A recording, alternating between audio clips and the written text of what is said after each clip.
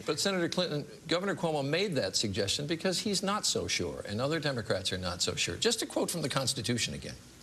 In every case, Article 2, Section 1, after the choice of the president, the person having the greatest number of votes of the electors shall be the vice president.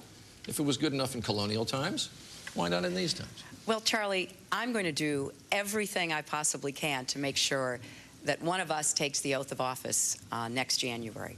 I think that has to be the overriding goal, whatever we have to do. Obviously, we are still contesting to determine who will be the nominee. But once that is resolved, I think it is absolutely imperative that our entire party close ranks, that we become unified. I will do everything to make sure that the people who supported me support our nominee. I will go anywhere in the country to make the case.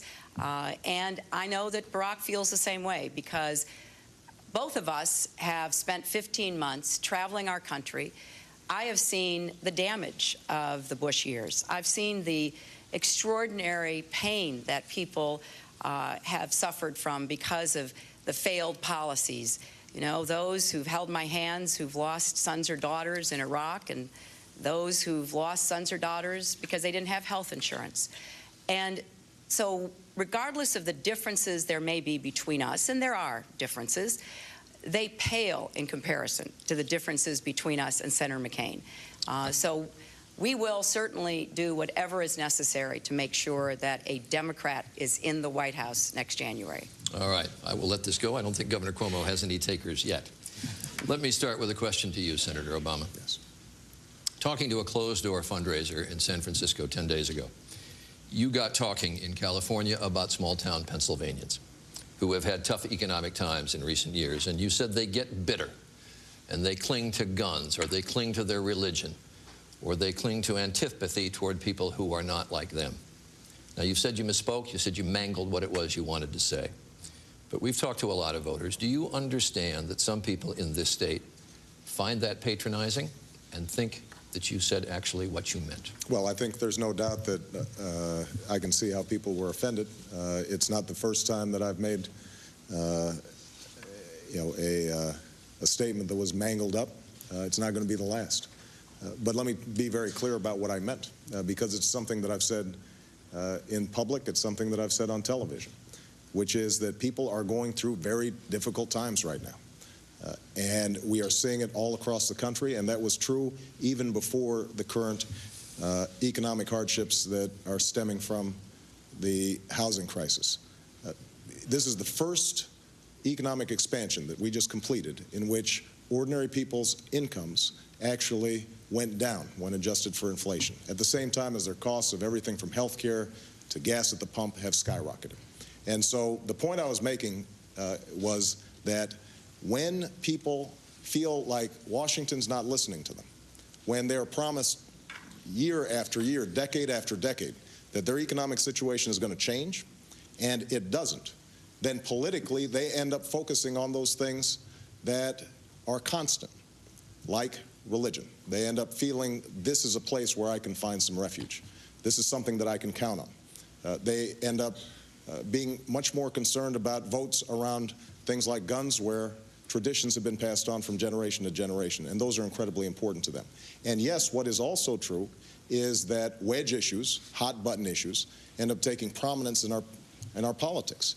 And part of the problem is that when those issues are exploited, we never get to solve the issues that people really have to get some relief on, whether it's health care or education or jobs.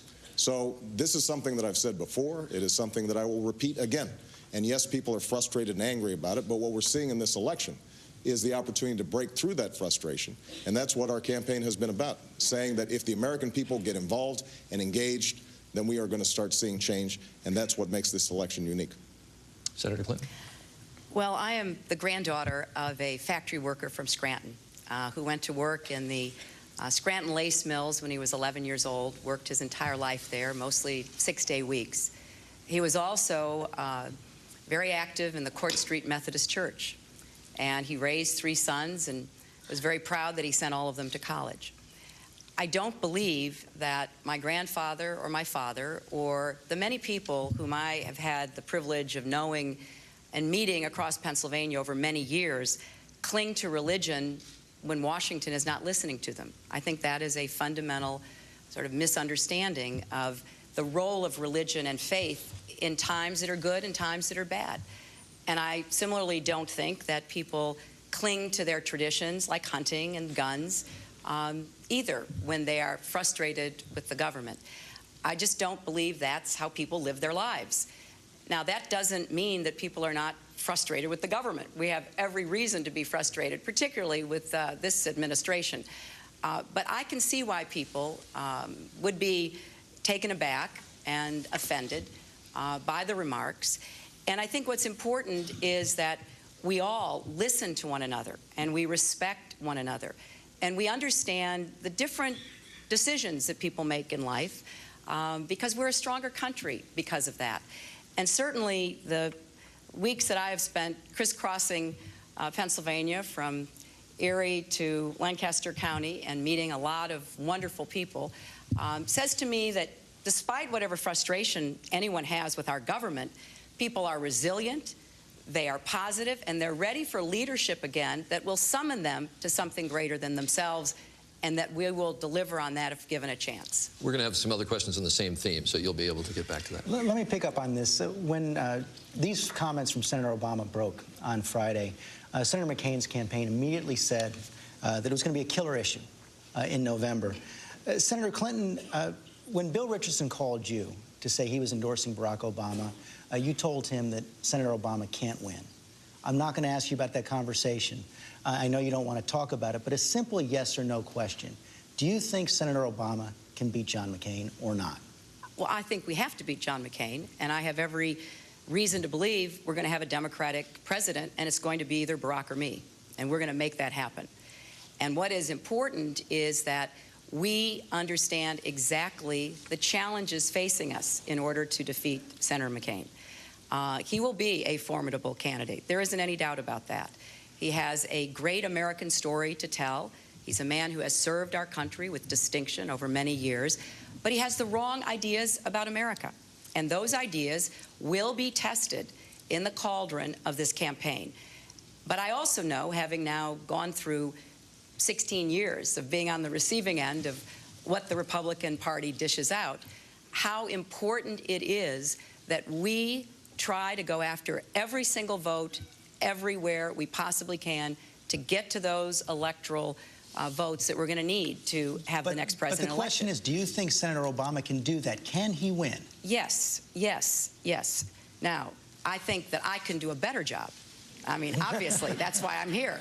I think I am better able and better prepared in large measure because of what I've been through and the work that I've done and the results that I've produced for people and the coalition that I have put together in this campaign that Charlie referred to earlier. Obviously, I believe I would be the best president, or I would not still be here standing on this stage, and I believe I'm the better and stronger candidate against Senator McCain to go toe-to-toe with him on national security and on how we turn the economy around. Senator Obama, do you think